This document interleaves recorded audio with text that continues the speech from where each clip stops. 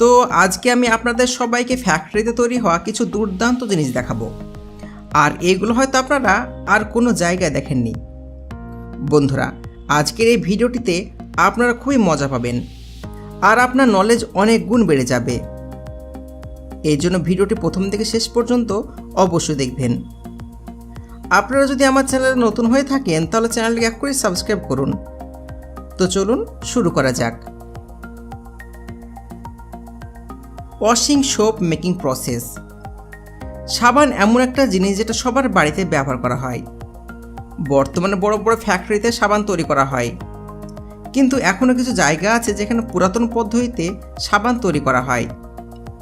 আজকে আমি আপনাদের দেখাবো কিভাবে ছোট ছোট কোম্পানিগুলোতে সাবান তৈরি করা হয়, আর যেগুলো আপনারা নিজেরাই বাড়িতে তৈরি করতে পারবেন।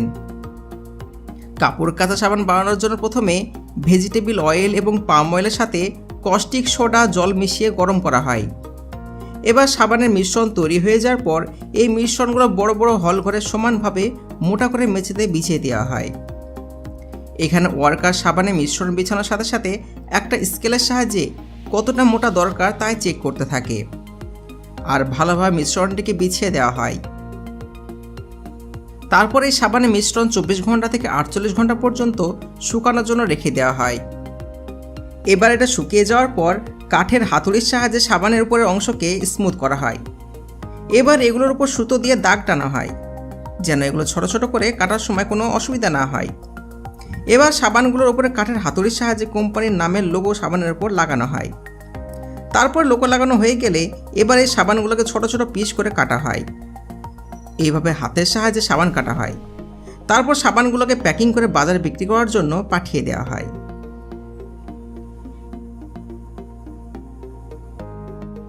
রেজার ব্লেড মেকিং প্রসেস।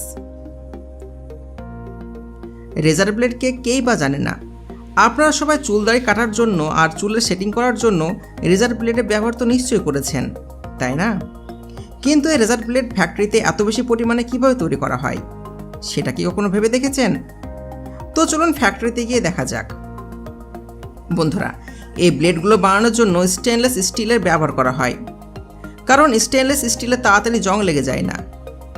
ব্লেড বানানোর জন্য সবপ্রথমে স্টেনলেস স্টিলের পাতলা শিটকে একটা মেশিনে দেওয়া হয়।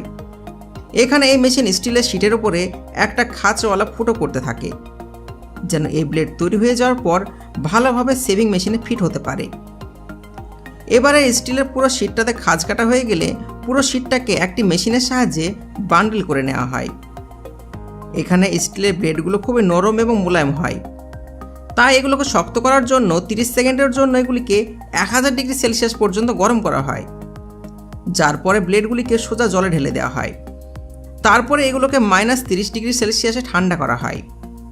এইভাবে ব্লেডগুলো পুরোপুরি শক্ত হয়ে যায়। এবার আরেকটা মেশিনের সাহায্যে এগুলোর উপরে কালো রং দিয়ে কোম্পানির নাম আর লোগো লিখে দেওয়া হয়। আর এইভাবে পুরো প্রক্রিয়া কমপ্লিট হয়ে যাওয়ার পরে এবার সময় চলে আসে ব্লেডে ধার দেওয়ার। এইসব ব্লেডগুলোতে ধার দেওয়ার জন্য ব্লেডগুলো একটা মেশিনের মধ্যে দিয়ে নিয়ে যাওয়া হয়।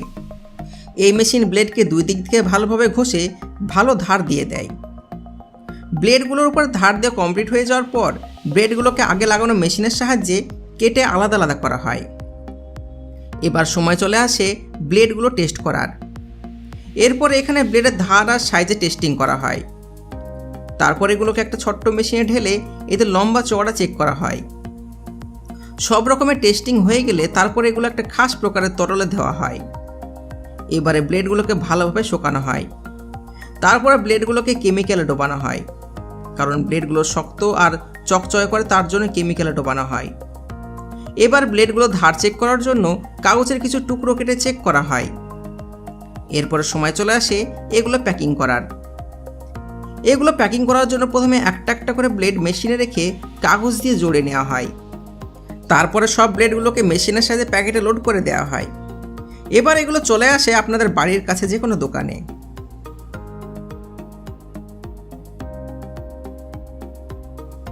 Body spray perfume making process. বন্ধুরা, আপনাদের মধ্যে বেশিরভাগ মানুষ গায়ের পারফিউম দিতে খুব ভালোবাসে, কিন্তু এই পারফিউম কীভাবে বানানো হয় সেটা কি জানেন? যদি না জেনে থাকেন তো চলুন জানা যাক কীভাবে তৈরি করা হয় ফ্যাক্টরিতে আপনাদের এই পারফিউম। এই বডি স্প্রে পারফিউম আলাদা আলাদা রকমের কেমিক্যাল দিয়ে তৈরি করা হয়। বডি স্প্রে পারফিউম বা সেন্ট তৈরি করতে দরকার হয় isotone solution, isopropyl oil, ethanol আর বেলজিয়াম ডিহাইড্রেট। তাছাড়া আরও কিছু সিক্রেট কেমিক্যাল ব্যবহার করা হয়। তার মধ্যে অন্যতম হলো প্রাণীর চর্বি। প্রাণীর চর্বি বিশেষ করে এর জন্য ব্যবহার করা হয় যেন পারফিউম অনেক দিন পর্যন্ত সতেজ থাকে। তারপর এইসব কেমিক্যাল কম বেশি মাত্রায় মিক্স করে আলাদা আলাদা রকমের সেন্ট তৈরি করা হয়। ফ্যাক্টরিতে অ্যালুমিনিয়াম সল্ট পাউডারের সাথে এইসব জিনিসগুলোকে মেশানো হয়, কারণ সব জিনিসগুলো একসঙ্গে মিশিয়ে একটা বডি স্প্রে তৈরি করা হয়। এবারে এই পাউডারের মিশ্রণকে মিক্স করে এগুলো অ্যালকোহলের সাথে মিশিয়ে এই লিকুইডের পেস্ট তৈরি করা হয়। এবার এই লিকুইড মিশ্রণটাকে বডি স্প্রে পারফিউমের খালি বোতলের ভেতরে 5% পর্যন্ত লোড করা হয়। এবারে মিশ্রণটাকে বোতলে ভরার পর এই বোতলে যে গ্যাসের ব্যবহার করা হয় সেটা হলো ব্রোটন। আইএসও ব্রোটন আর প্রোপিন অ্যালকোহল প্রতিটা বোতলে এরকম কেমিক্যাল গ্যাস লোড করা হয়। এই বোতলগুলোতে গ্যাস লোড করার জন্য এই মেশিনের ব্যবহার করা হয়। এই মেশিন প্রতি ঘন্টায় হাজারেরও বেশি বোতলে গ্যাস লোড করতে পারে। এইভাবে গ্যাস লোড করার পর আপনার বডি স্প্রে পারফিউম পুরোপুরিভাবে তৈরি হয়ে যায়। তারপর এগুলো প্যাকিং করে মার্কেটে বিক্রি করার জন্য পাঠিয়ে দেওয়া হয়। Rose water making process. বন্ধুরা, আপনারা কি জানেন রোজ ওয়াটার বা গোলাপ জল কিভাবে বানানো হয়? আপনারা তো জানেন আজকাল গোলাপ জলের ব্যবহার মুখের সুন্দরতা বাড়ানোর জন্য ব্যবহার করা হচ্ছে। তাছাড়া এগুলো আরও অনেক রকম বিউটি প্রোডাক্টের সাথে মিশিয়ে ব্যবহার করা হচ্ছে। কিন্তু এই গোলাপ জল আসলে ফ্যাক্টরিতে কিভাবে তৈরি করা হয়? বন্ধুরা, গোলাপ জল বানানোর জন্য প্রথমে গোলাপ চাষ করা হয়, আর ওখান থেকে মেশিনের সাহায্যে আর কিছু ওয়ার্কারের ব্যবহার করে গোলাপ ফুল ছিঁড়ে একসঙ্গে জড়ো করা হয়। তারপর রোজ ওয়াটার ফ্যাক্টরিতে নিয়ে আসা হয়। এখানে কিছু কর্মচারীর সাহায্যে ভালো গোলাপগুলোকে বেছে নেওয়া হয়, আর খারাপ গোলাপগুলোকে বাদ দেওয়া হয়। এবারে পরিষ্কার গোলাপ ফুলগুলোকে একটা বাস্কেটে ভরে একটা বড় কন্টেনারে ঢালা হয়। এই কন্টেনারে গোলাপ ফুল ঢালার আগে গোলাপ ফুল যতটা তার দুগুণ জল লোড করা হয়। এবার এই কন্টেনারটাকে ঘুরিয়ে পানি আর গোলাপ ফুল ভালোভাবে মিক্স করা হয়। এবার এই কন্টেনার মুখ বন্ধ করে দেওয়া হয়। তারপর এই কন্টেনারটিকে 60 থেকে 70 ডিগ্রি তাপমাত্রায় গরম করা হয়। এটা অনবরত 2 থেকে 2.5 ঘন্টা গরম হয়। গরম করার সময় এই কন্টেনারের ভিতরে বাষ্প তৈরি হয়। তারপরে এই বাষ্প কন্টেনার লাগানো পাইপের সাহায্যে বাইরে বের করে দেওয়া হয়। এই পাইপলাইন ঠান্ডা পানির মধ্যে দিয়ে নিয়ে যাওয়া হয়, কারণ বাষ্প যেন আরও বেশি হয় আর বাষ্প যেন লিকুইডের জায়গা নিতে পারে। এরপরে এই বাষ্পগুলো কাঁচের বোতলে জড়ো করা হয়। কাঁচের বোতলে জড়ো করা রোজ ওয়াটার বা বাষ্পের জলকে বলা হয় রোজ ওয়াটার বা গোলাপ জল। এবার পুরোপুরিভাবে রেডি। এবার গোলাপ জল একটা ফিলিং মেশিনে লোড করে। এই মেশিনের সাহায্যে গোলাপ জল ছোট ছোট বোতলে লোড করা হয়। তারপর এগুলো প্যাকেটে প্যাক করে মার্কেটে বিক্রি করার জন্য পাঠিয়ে দেওয়া হয়। তো বন্ধুরা, কেমন লাগলো আজকের ভিডিও? আশা করছি অনেক ভালো লেগেছে। যদি ভালো লেগে থাকে তাহলে ভিডিওতে লাইক করুন এবং কমেন্ট করে বলুন কোন ম্যানুফ্যাকচারিং প্রসেস ভালো লেগেছে। আবার দেখা হবে নতুন একটা ভিডিওর সাথে। ততক্ষণ পর্যন্ত ভালো থাকবেন, সুস্থ থাকবেন। ধন্যবাদ।